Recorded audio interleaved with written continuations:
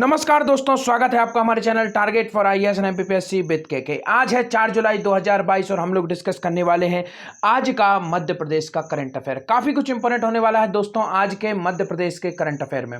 इसके पहले आपको बता देना चाहूंगा, जो लोग हमसे पहली बार जुड़े हैं उनको मैं बता देना चाहूंगा कि आज 4 जुलाई के साथ साथ कुछ करंट अफेयर 3 जुलाई का भी होगा, क्योंकि 3 जुलाई को था संडे और संडे को हमारा वीडियो आते नहीं है। संडे होता है revision day, so my all student focus on revision, that is why I did not make video specially for Sunday.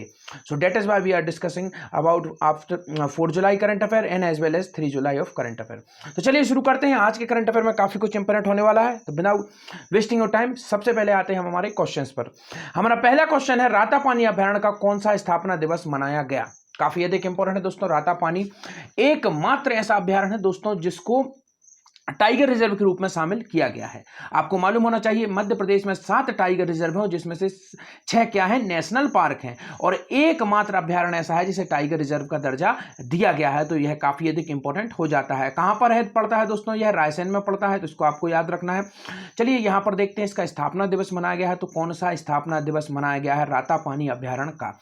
आपका ऑप्शन नंबर 1 है 47वां, 48वां, 42वां या फिर 43वां। इसका राइट आंसर क्या होगा? इसका राइट आंसर ऑप्शन नंबर 1 47वां। यहां पर कुछ इंपॉर्टेंट इंफॉर्मेशन आपको देना चाहूंगा। कभी भी दोस्तों आप याद रखिए, करंट से कभी भी डायरेक्ट क्वेश्चन नहीं आते। अभी आप हाल ही में हुए एमपीपीएससी के अगर आप पेपर को देखेंगे, उसमें मैं अधिकतम क्वेश्चंस आपको बताता था, वहीं से आपको लगभग 5 से 6 क्वेश्चन आ गए करंट से संबंधित। परंतु करंट से लिंक करके उन्होंने काफी अधिक क्वेश्चन पूछे। जैसे आपको याद हो, मैंने आप लोगों को बताया था पक्षियों की गणना की गई और उससे संबंधित क्वेश्चन भी आपको देखने को मिल गया। उन्होंने डायरेक्ट नहीं पूछा, उन्होंने घुमा के पूछ लिया। उसमें उन्होंने पूछ लिया कि यहाँ पर जो गणना की गई, उन्होंने इंग्लिश वर्ड दिया और उसमें बताया गया कि यह किस कहां पर की गई, और इस तरीके से उन्होंने घुमा के क्वेश्चन पूछ लिया। तो इसी तरीके से जैसे अब हम रातापानी के बारे में डिस्कस कर रहे हैं, तो यहां पर आपकी जिम्मेदारी बनती है कि रातापानी से इंपॉर्टेंट जितने भी फैक्ट हो सकते हैं उनको आप रिवाइज कर लीजिए एक बार। मैं तो यहां पर रिवाइज करवाऊंगा ही आपको, आप भी कोशिश करिए कि आप लोग भी इसे रिवाइज कर सकें। इस तरीके से जब आप स्मार्ट तरीके से अपनी पढ़ाई को करेंगे तभी जाकर आप सक्सेस हो सकते हैं। दोस्तों मेहनत सभी लोग कर रहे हैं, इस बात को याद रखिए।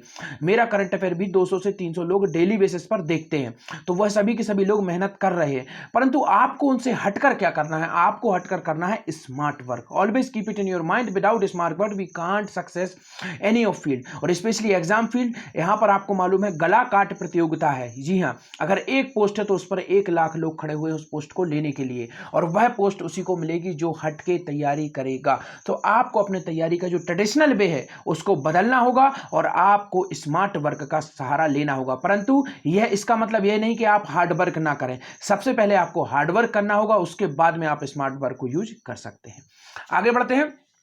कहां पर मनाया गया रातापानी अभ्यारण्य का 47वां स्थापना दिवस?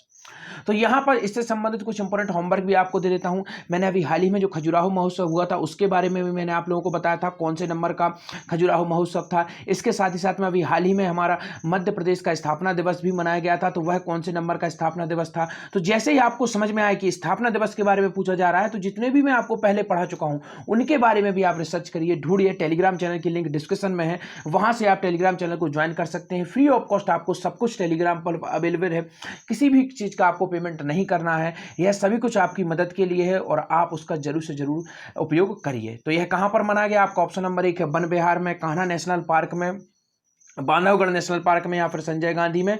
इसका राइट आंसर क्या है? वन विहार। कब स्थापना हुई थी? 1983 में हुई थी। कहां पर है? भोपाल में है। मध्य प्रदेश का सबसे बड़ा जो रेस्क्यू सेंटर है दोस्तों, टाइगर्स का रेस्क्यू हो, चाहे भालू का रेस्क्यू हो, किसी भी प्रकार के जो जंगली जानवर का रेस्क्यू किया जाता है, स्पेशली टाइगर्स के लिए, तो दोस्तों यह फेमस है।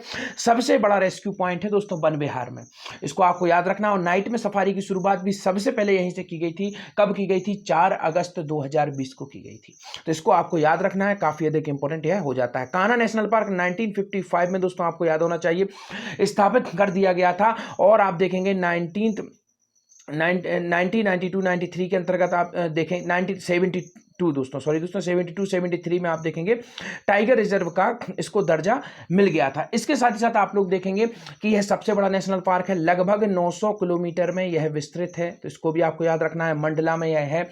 यहाँ की सबसे ऊंची चोटी का नाम क्या है? बामनी की दरार। इसको लिख लीजिए, बामनी की दरार। यह सबसे ऊंचा पीक है यहाँ का।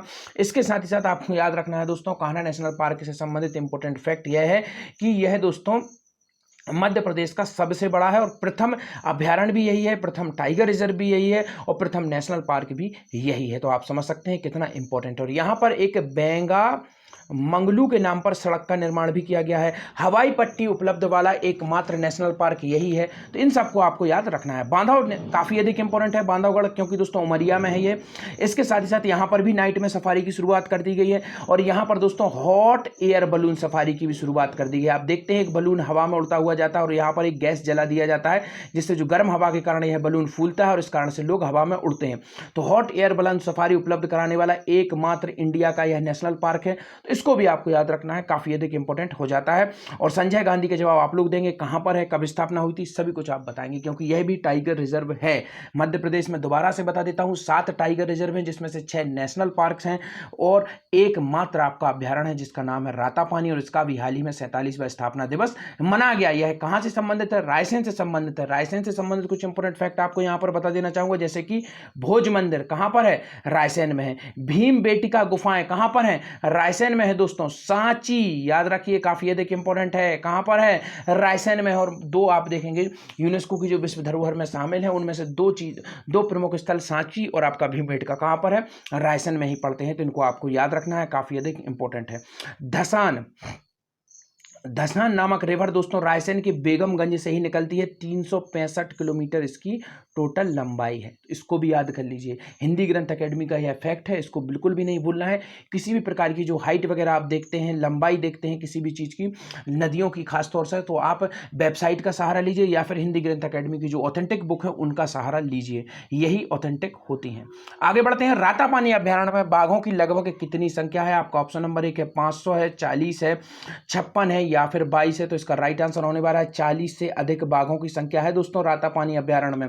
काफी अधिक इंपॉर्टेंट है, जो कि क्योंकि एकमात्र अभ्यारण्य जिसे टाइगर रिजर्व में शामिल किया गया है। इसके साथ ही साथ मध्य प्रदेश में 526 से 27 संख्या क्या बाघों की, और यह सबसे अधिक है। इसके साथ ही साथ में मध्य प्रदेश में तेंदुओं की संख्या भी सबसे अधिक है, इसलिए अब इसे टाइगर जो राज्य कहा जाता था उसके साथ ही साथ में इसे तेंदुआ राज्य भी कहा जाने लगा है। आगे बढ़ते हैं। रातापानी अभ्यारण्य की स्थापना कब हुई थी? तो अभी हमने देखा कि इसका 47वां स्थापना दिवस मनाया गया है। तो इसकी स्थापना कब हुई थी? आपका ऑप्शन नंबर 1 है 2 जुलाई 1956, 5 जुलाई 1957, 8 जुलाई 1957 या फिर 10 जुलाई 1958। इसका राइट आंसर है आपका ऑप्शन नंबर 1, 2 जुलाई 1956 को रातापानी अभ्यारण्य की स्थापना की गई थी, जो कि काफी अधिक अत्यंत ही इंपॉर्टेंट हो जाता है। आगे बढ़ते हैं।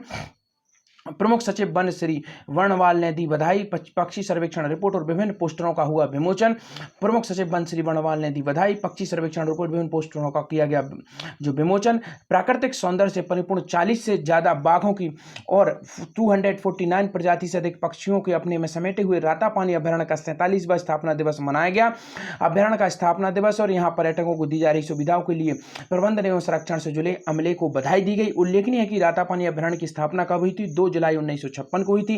रायसेन जिले के अब्दुल्लागंज वन मंडल में स्थित रातापानी अभ्यारण्य वन्य प्राणियों और पक्षियों के लिए उपयुक्त रहवास है, जो 8259 वर्ग किलोमीटर क्षेत्र में विस्तृत है। तो इसका पूरा का पूरा वर्ग किलोमीटर यहां पर देख लीजिए आप, यह गवर्नमेंट का डाटा है, तो इसको आपको याद रखना है। वन मंत्रालय की जो वेबसाइट है उससे मैंने यह डाटा निकाला है और यही राइट है, तो इसको नोट कर लीजिए। टेलीग्राम चैनल की लिंक डिस्क्रिप्शन में है, वहां से टेलीग्राम चैनल पर ज्वाइन कर लीजिए। इवनिंग में आपको आज यह उपलब्ध करा दिया जाएगा इसकी पीडीएफ, और हमारे पुराने करंट अफेयर की पीडीएफ भी आपको वहीं पर मिल जाएंगी।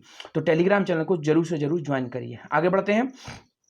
44वें शतरंज ओलंपियाड की मसाल मध्य प्रदेश के किन शहरों से गुजरेगी? यहां मैं बता देना चाहूंगा, जो 44वां शतरंज ओलंपियाड है दोस्तों, इसका प्रथम बार आयोजन भारत में किया जा रहा है। याद रखिए दोस्तों, इसकी जो मसाल है उसको भारत के विभिन्न शहरों से गुजारा जा रहा है।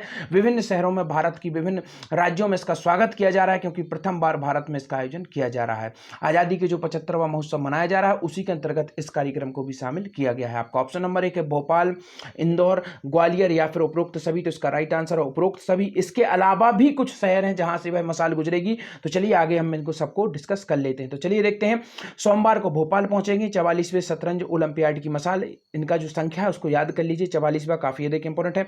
खेल मंत्री हमारी जो सिंधिया जी हैं उनके द्वारा मुख्य अतिथि में टीटेनगर में कार्यक्रम किया जाएगा भोपाल में, और इसका प्रथम बार आयोजन किया जा रहा है भारत में। और इसमें दोस्तों जो रिले के 75 शहरों से गुजर चुकी है ये, और सोमवार 4 जुलाई को चैस मसाल भोपाल पहुंचेगी। गोवा से इंदौर पहुंची है, फिर उज्जैन के लिए लिए प्रस्थान करेगी। तो यहाँ पर एक उज्जैन शहर भी आपको मिल गया। और मंगलवार को चैस मसाल 11 बजे कहाँ पहुंचेगी दोस्तों, ग्वालियर पहुंचेगी। और इसके साथ ही साथ आप देखेंगे सांची प्रस्थान करेगी। तो इस तरीके से आप देखेंगे भोपाल हो गया हमारा, ग्वालियर हो गया, इंदौर हो गया, उज्जैन हो गया और सांची हो गया। तो इस तरीके से इन शहरों से यह मसाल गुजरेगी। उल्लेखनीय है कि 28 से 10 जुलाई अगस्त को शतरंज ओलंपियाड किया जा रहा है और चेन्नई के महाबलीपुरम में दोस्तों इसका आयोजन किया जा रहा है प्रथम बार। और 188 देशों के लगभग दोस्तों इसमें खिलाड़ी शामिल होंगे। तो खेल मंत्रियों का सम्मेलन किया जा रहा है, जहां पर सिंधिया जी शामिल हो रही हैं, हमारे मध्य प्रदेश की खेल मंत्री। तो इसका आयोजन कहां पर किया जा रहा है, गुजरात में किया जा रहा है। तो इसको आपको याद रखना है, काफी अधिक इंपॉर्टेंट हो जाता है। आज के आपके क्वेश्चन, मध्य प्रदेश में कब से सिंगल यूज प्लास्टिक पर प्रतिबंध हुआ। सेकंड है ओमकारेश्वर फ्लोटिंग परियोजना का विकास कितने चरणों में किया जाएगा। Thank you so much watching this video.